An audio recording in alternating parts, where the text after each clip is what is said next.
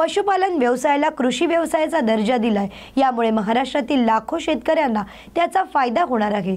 पशुपालन हा केवळ जोडधंदा न मानता मुख्य व्यवसाय म्हणून मान्यता मिळाल्याने शेतकऱ्यांत आनंद व्यक्त करत असून शेतीप्रमाणेच पशुपालकांनाही मिळणारं बँक कर्ज, अनुदान, विमा, कर्ज सवलत शेतकऱ्यांप्रमाणेच सरकारी योजनांमध्ये थेट समावेश, त्यामुळे ग्रामीण अर्थव्यवस्थेला अधिक बळकटी मिळणार आहे। वास्तविक पाहता शेतीला जोडधंदा म्हणून शेतकरी कमी अधिक प्रमाणात पशु सांभाळत होते, मात्र आता या योजनेमुळे शेतकऱ्यांना आपली जित्राप जगवता येईल। तसेच अनेक जनावरे मरत होती, मात्र त्याचा विमा संरक्षण नसल्याने शेतकऱ्यांना फायदा होत नव्हता। या योजनेमुळे तोही फायदा आता शेतकऱ्यांना होणार आहे। पशुपालनाला कृषीचा दर्जा दिल्याने शेतकऱ्यांनी या निर्णयाचे स्वागतच केले आहे। स्वर्गीय गोपीनाथ मुंडे यांचे ग्रामीण अर्थव्यवस्थेचा कणा मजबूत होण्याच्या दृष्टीने असलेल्या ध्येयपूर्ती मंत्री पंकजा मुंडे यांनी विधानसभेत आपल्या मागणीला जोर धरत भारत देशात फक्त महाराष्ट्रातच असा कायदा करण्यात शासनाकडून वारंवार पाठपुरावा केला।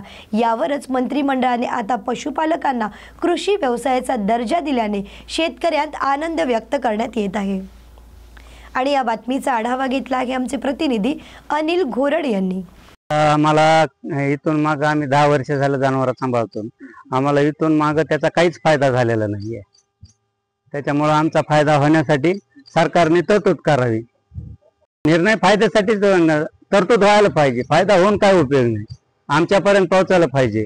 नाहीतर उगाच तिथं अंमलबजावणी होते तर काहीच भेटत नाही, तसं व्हायला नाही पाहिजे। सरकारने जो निर्णय घेतलाय ते आम्हाला मान्य आहे, पण आमच्यापर्यंत पोहोचायला पाहिजे ही आमची कळकळून विनंती आहे। नाही तर उपयोग नाही त्याचा। मग काही सरकार त्याचा विचार करावा, आम्हाला मोबदला द्यावा हीच आमची विनंती आहे। हा जो शासनाचा निर्णय आहे का, हा पंकजाताईंनी बऱ्याच दिवसापासून छोट्या मोठ्या शेतकऱ्यांसाठी लावून धरल्याचा निर्णय आहे आणि ते त्यांच्या प्रयत्नाला यश आलेलं आहे। त्याच्यामुळे आता छोटे छोटे जे शेतकरी आहेत किंवा पशुपालक आहेत, ह्या पशुपालनाला जो व्यावसायिक दर्जा किंवा शेतीपूरक व्यवसाय म्हणून आतापर्यंत गणना होत होती, तर आता तो जो निर्णय घेतल्यामुळं शेतीचा दर्जा मिळाला आणि ह्या शेतीच्या दर्जामुळे आता छोटे छोटे जे शेतकरी ह्या सर्व शेतकऱ्यांना पशुपालनावर कर्ज मिळेल, विमा पॉलिसी मिळेल, त्यांच्या पशुधनाला विमा मिळेल आणि सगळ्यात महत्त्वाचा मुद्दा म्हणजे सगळ्या गोष्टी दोन्ही शासनाचं कर्ज आणि विम्याचं कवच, म्हणजे जे काही समजा निसर्गावर आधारित शेतकरी आहेत किंवा छोटे मोठे पशुपालक आहेत, ह्या सर्व पशुपालकांसाठी हा निर्णय एकदम एकदम स्वागतार्ह, एकदम चांगला निर्णय।